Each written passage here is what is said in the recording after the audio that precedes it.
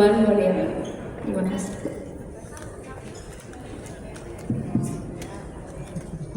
Terima kasih untuk pertanyaannya dan selamat sore semuanya.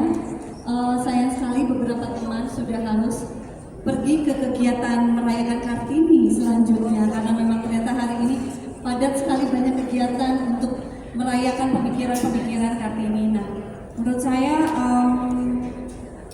ini adalah kesempatan baik untuk kita ya dalam rangka kita menyatakan diri bahwa di dalam situasi sekarang kolaborasi adalah segala-galanya. Seperti tadi kita di panggung itu adalah bentuk refleksi yang paling nyata untuk menyampaikan gagasan-gagasan Kartini dalam konteks damai gitu. Maksudnya kita damai, menyatakan pikiran, pandangan tanpa ada rasa ketakutan yang dimana mungkin kata-kata kita bisa jadi melukai hati banyak orang.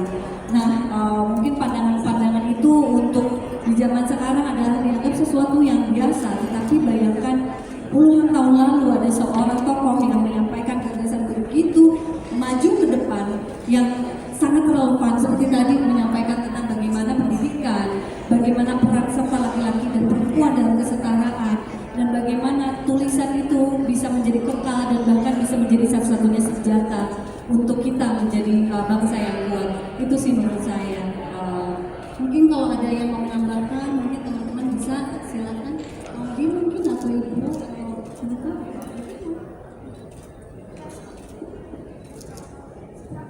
Iya, pertama-tama saya merasa terhormat sekali bisa hadir di sini dan tadi juga membacakan puisi-puisi Kartini bersama dengan teman-teman seniman yang sangat saya respect dan hargai. Setelah saya mendapatkan excerpt yang akan saya bacakan, saya merasa tergerak. Mungkin khususnya karena saya mendapatkan excerpt yang juga dipilih sendiri seperti Happy, dan saya rasa sangat cocok itu bahwa kata-kata Kartini mengenai pentingnya kecerdasan bangsa, budi pekerti dalam pembangunan bangsa itu masih sangat relevan juga untuk hari ini. Tadi ada pembicaraan juga tentang isu sosial masyarakat gitu diangkat oleh Kartini. Tentunya isu sosial selalu menjadi struggle yang masih ada juga sampai sekarang gitu. Jadi relevansinya sangat amat terasa. Dan tadi ditutup juga oleh surat yang mengangkat harapan bahwa pada suatu hari bangsa kita bisa menjadi bangsa yang lebih baik lagi. Dan saya rasa sih dari awal sampai akhir saya merasakan kata-kata yang masih terasa very true to this day. Senang sekali sudah bisa diajak. Ya, selamat sore semuanya. Sama seperti apa dikatakan Maudi tadi, terima kasih atas kesempatannya bisa berpartisipasi hari ini dalam acara Terbitlah Terang. Dan kalau buat saya pribadi, apa yang masih sangat relevan dari Kartini adalah keberaniannya untuk menyuarakan apa yang ada di hati dan pikirannya. Aku percaya bahwa sepanjang sejarah, perubahan yang terjadi saat kita menyuarakan sesuatu secara konsisten. Dan itulah yang dilakukan Kartini. Dan senang sekali melihat banyak sekali perempuan zaman sekarang tidak takut untuk bersuara. Karena begitu juga lah kita merasa tidak sendiri dan akhirnya masyarakat menyadari kekurangan-kekurangan yang ada. Itu tanggapan aku. Baik, terima kasih untuk jawabannya. Boleh berikan tepuk tangan rekan-rekan media? Baik, pasti rekan-rekan media sudah tidak sabar ya untuk memberikan pertanyaan. Kalau begitu saya akan langsung saja kepada rekan media yang ingin bertanya. Boleh kita tunjuk tangan, sebutkan nama dan nama medianya. Kami persilahkan.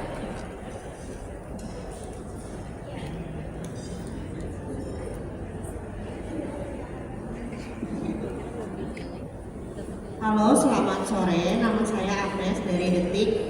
Mungkin saya akan bertanya pada sutradara ya. Nah, ini kan diambil dari 2 buku ya. Ada nukilan-nukilan yang diambil. Bagaimana sutradara bersama tim tantangan, bersama tim Mangsa memilah mana yang cocok untuk versi Islam misalnya, atau mana yang cocok untuk Cinta Laura gitu. Bagaimana cara memilahnya gitu. Dan di awal itu sudah keren banget ya dibuka dengan narator dari Bu Ratna Riantiarno. Nah itu pembabakannya itu bagaimana ya? Mungkin bisa ceritain proses di baliknya. Terima kasih. Silakan bisa langsung dijawab, Bu. Terima kasih atas pertanyaannya. Jadi ketika tim Maksa menghubungi saya beberapa hari yang lalu, sebetulnya event ini atau apa namanya pentas ini seperti yang disebutkan oleh Kak Happy, kolaboratif ya. Kalau biasanya kan masing-masing ada penulis naskah, ada sutradara, ada bagian lampu, ada segala macam itu pekerjaannya sangat spesifik gitu. Tapi di proyek ini karena waktunya tidak banyak, maka kemudian kita bersama-sama menyusun sebetulnya ya Kak Happy ya. Jadi di sini ada memang ada namanya Vero yang dia mengurusi arsip, yang dia sudah memiliki data-data tentang beberapa surat Kartini yang sudah dipilah-pilah bagiannya, kemudian diajukan, kemudian kita memilih bersama-sama bagian mana yang kira-kira bisa dalam waktu yang singkat 30 menit itu bisa memberikan sedikit atau kurang lebih pandangan-pandangan atau gagasan Kartini yang relevan sampai saat ini. Sebetulnya surat-surat Kartini itu banyak sekali, tetapi karena keterbatasan waktu dan kita harus memilih yang paling mewakili apa yang Kartini pikirkan gitu. Mungkin aku boleh menambahkan ya Mbak. Jadi sebetulnya penyusunan surat-surat Kartini itu sudah kita lakukan bertahun-tahun. Jadi setiap tahun kita selalu merayakan Kartini kan. Jadi kadang ada surat mana yang tercecer, lalu setiap tahun kita kayak update lagi.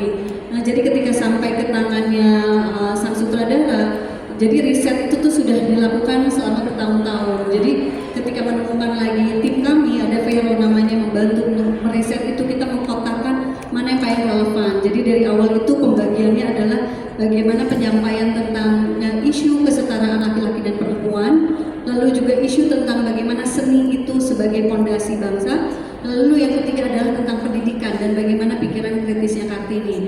Nah, 4 chapter itu tuh menjadi fondasi kita, sehingga ketika sampai ke tangan sutradara kita sudah membayangkan di mana Ibu Christine, di mana Marsha Timothy menyampaikan dalam hal pendidikan. Lalu misalnya di usianya Chelsea, Cinta, dan juga Bagus, dan juga Lutesa menyampaikan tentang bagaimana sih kesetaraan antara laki-laki dan perempuan.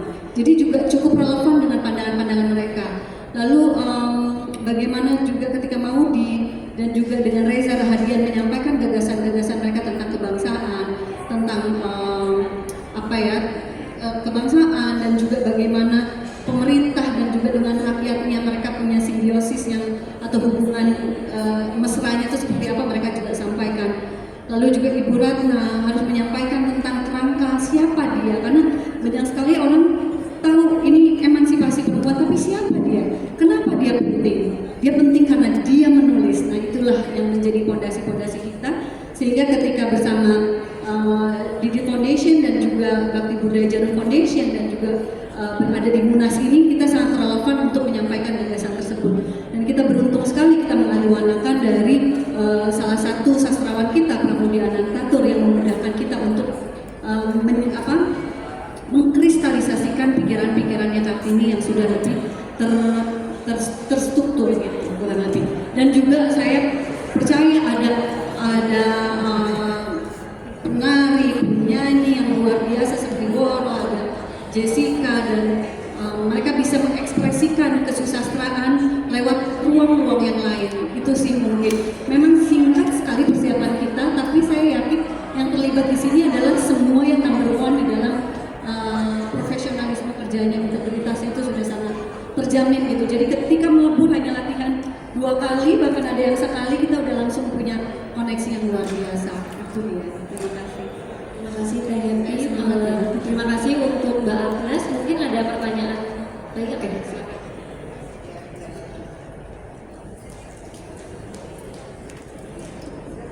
Halo, selamat sore. Saya Afisa dari Kumparan Woman. First of all, selamat Hari Kartini untuk semuanya.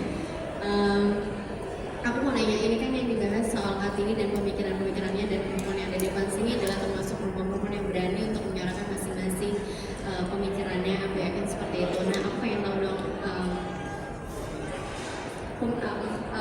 apa sih yang kalian perjuangin di masa kini sebagai mungkin perpanjangan dari perjuangan Kartini dari dulu gitu. Jadi kan yang di depan ini adalah representasi Kartini masa kini gitu ya, bisa dibilang. Jadi apa sih kira-kira yang mau diperjuangin untuk melanjutkan semangatnya Kartini? Terima kasih. Oke, Silakan. kalau dari aku sendiri, sampai saat ini walaupun kita sudah menjadi negara yang demokratis, yang aku perjuangkan adalah melawan kekerasan dan pelecehan yang terjadi di negara kita. Nggak bisa dipungkiri walaupun UU TPKS sudah disahkan tahun 2022 kemarin, secara implementasi jauh dari sempurna. Dan kita tahu itu dari berbagai berita yang kita baca online maupun di koran. Dan ini adalah hal yang sangat menyedihkan. Aku sadar bahwa korban kekerasan dan pelecehan bukan hanya perempuan, laki-laki pun bisa menjadi korban, begitu juga anak-anak. Tapi tidak bisa dipungkiri bahwa perempuanlah mayoritas dari korban kekerasan dan pelecehan yang terjadi di negara kita. Dan tentunya ini membuat aku sangat sakit hati karena dengan perkembangan zaman, walaupun banyak sudah berubah ke arah yang lebih baik, di negara kita masih terjadi yang namanya victim blaming, di mana korbanlah yang disalahkan atas apa yang terjadi kepada mereka. Kadang-kadang, maaf, bukannya aku menyalahkan teman-teman di sini, tapi di media pun cara berita-berita ini diekspresikan tidak berpihak kepada korban. Dan bagaimana masyarakat akan menghargai perempuan kalau apa yang mereka baca atau apa yang mereka tonton tidak mendukung itu. Jadi aku rasa aku berusaha sekonsisten mungkin sudah 5-10 tahun terakhir melalui platformku, melalui teman-teman yang ada di sini, yang akan selalu aku akan suarakan, apalagi untuk Indonesia, adalah bagaimana kita bisa bebas pelecehan dan kekerasan dan perempuan bisa merasa aman, nyaman, dan juga dihargai dimanapun mereka berada. Terima kasih juga untuk jawabannya. Mungkin ada yang mau menambahkan? Iya, boleh. Mungkin saya ingin menambahkan, tadi betul sekali yang Cinta sampaikan ya. Saya rasa di berbagai dimensi pemikiran-pemikiran Kartini sebenarnya hari ini pun masih banyak perkembangan yang masih bisa kita perjuangkan. Kalau buat saya salah satu dimensi yang sangat-sangat ngena gitu ya, adalah pendidikan sebagai cara kita menemukan kebebasan dalam berpikir, kebebasan dalam mengaktualisasi diri. Saya rasa Kartini sangat memperjuangkan pendidikan karena hal tersebut gitu. Bukan hanya pendidikan, tapi bahwa dengan pendidikan kebebasan dan self actualization itu bisa terjadi. Lalu yang kedua mungkin literasi. Tadi Teh Happy sempat cerita kenapa sih sosok Kartini itu penting. Di luar dari pemikiran-pemikiran beliau adalah medium tulisan, bacaan yang menjadi bagian besar gitu dalam hidup beliau. Saya sangat percaya akan pentingnya budaya belajar, budaya cinta belajar, budaya cinta membaca, budaya cinta menulis, menyampaikan pemikiran dan perspektif-perspektif kita di hari atau di waktu generasi sekarang pun. Saya harap masih makin banyak lagi generasi-generasi yang akan menuliskan dan menggoreskan perspektif dan pemikiran mereka sebagai bentuk perjuangan kita, seperti halnya dulu Kartini melakukan hal yang sama. Mungkin itu saya. Dari beri tepuk tangan untuk kepada para narasumber. Mungkin satu pertanyaan terakhir.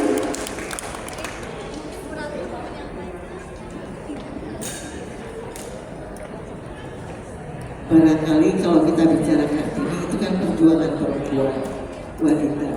Kenapa kita harus merayakannya setiap tahun? Karena itu kalau kita bicara kita tinggal di Jakarta, barangkali sudah banyak kemajuan yang dinikmati oleh para perempuan. Tapi kalau kita bicara di Republik Indonesia yang besar ini, di pulau-pulau, di pelosok-pelosok, banyak sekali yang harus kita bantu mengenai perempuan. Dan kemajuan, emansipasi, pendidikan hampir tidak terjamah. Jadi saya kira kalau kita merayakan Kartini, kita harus mengingat bahwa di seluruh pelosok di luar kota Jakarta ini kasihan sekali nasib mereka. Jadi rekan-rekan wartawan, perjuangkanlah perjuangan para perempuan itu. Terima kasih. Terima kasih Bu Ratna. Mungkin satu pertanyaan terakhir, silakan.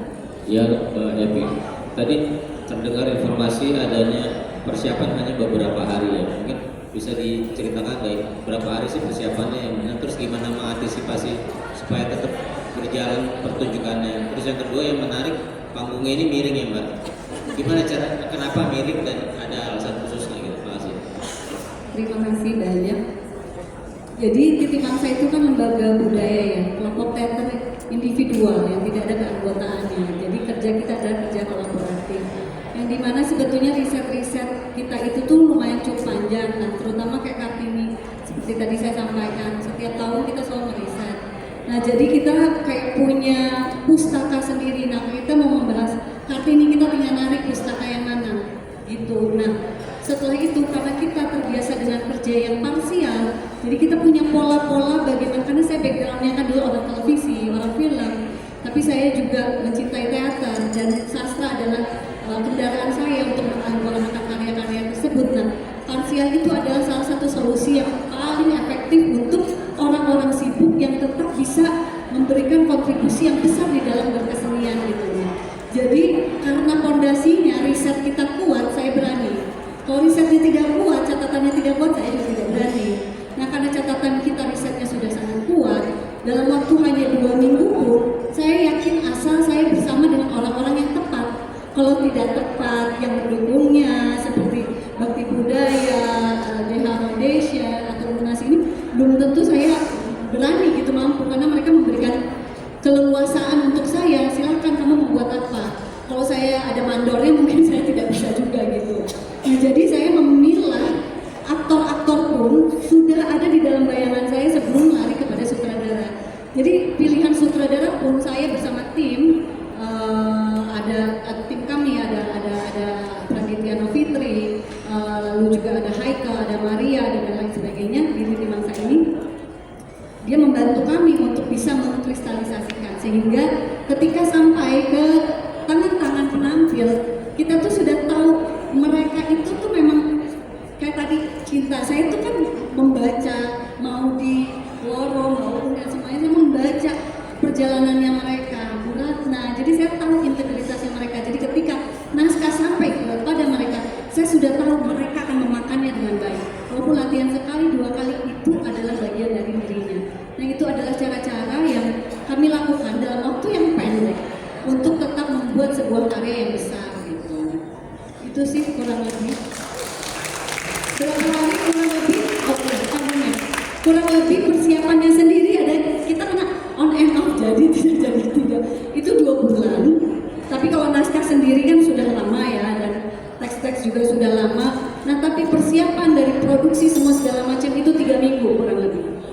Dan teman-teman berlatih hanya beberapa hari saja. Tapi itu tadi ketika saya pilih, saya sudah tahu dia sudah punya fondasi catatan teks tersebut. Jadi ketika mau menyampaikan gagasan itu bukan sesuatu yang asing. Begitu juga dengan Bu Ratna, dengan Cinta, dengan teman-teman yang lain, Reza, Bagus, dan lain-lain. Nah ini adalah karyanya Mas Iskandar Ludin. Beliau memang karena kami terbiasa alih menggunakan karya sastra ke dalam panggung. Jadi ini adalah simbol semua. Panggung ini adalah simbol. Ini adalah sebuah tabir rahasia yang harus kita pikirkan sendiri. Jadi kita melihat panggung ini, kita akan membayangkan ini adalah sebuah surat. Adalah surat yang akan diucapkan oleh kawan-kawan. Jadi ini kan di tempatnya museum ya. Museum semua adalah menyibak rahasia, kan? Menyibak simbol-simbol. Begitu juga dengan panggung ini. Panggung ini adalah simbol tentang ilmu pengetahuan lewat kesusastraan dan lewat literasi.